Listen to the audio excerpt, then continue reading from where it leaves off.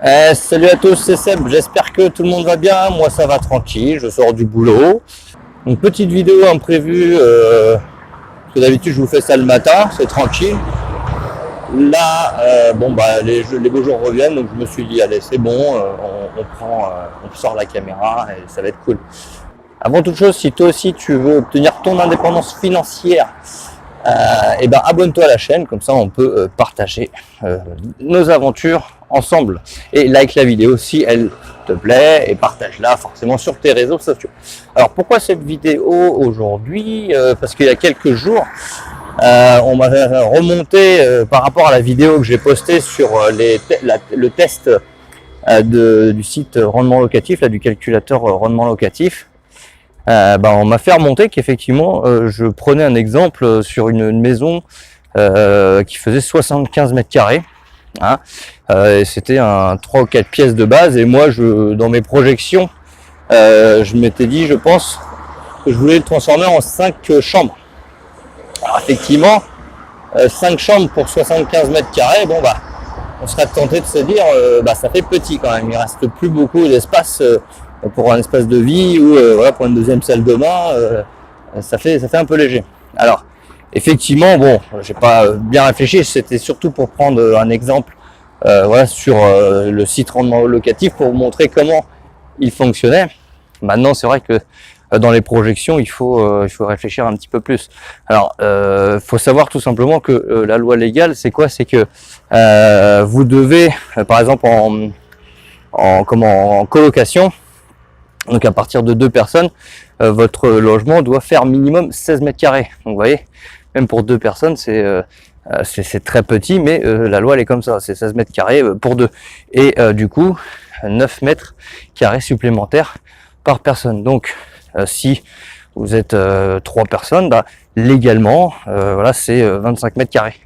Donc 25 mètres carrés pour 3 personnes, c'est très petit, mais c'est légalement faisable.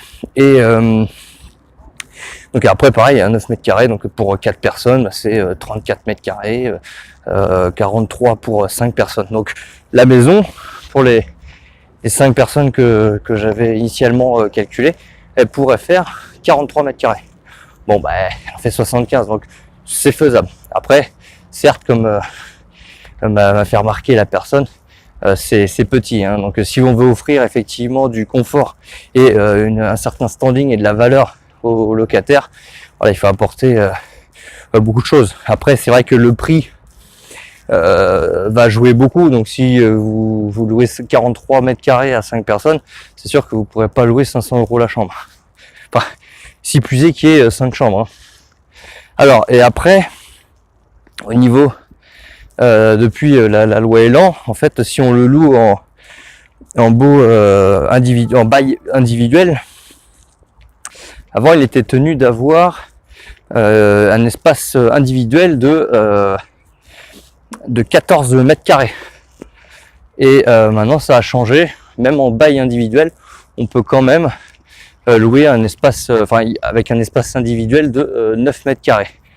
Donc ça a changé depuis la loi Elan en 2018.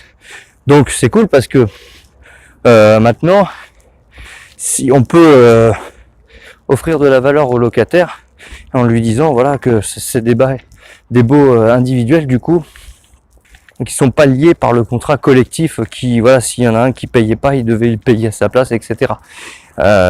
Et du coup, nous, on n'est pas restreint de devoir offrir 14 mètres carrés pour faire ce type de bail. Donc là, c'est vraiment cool.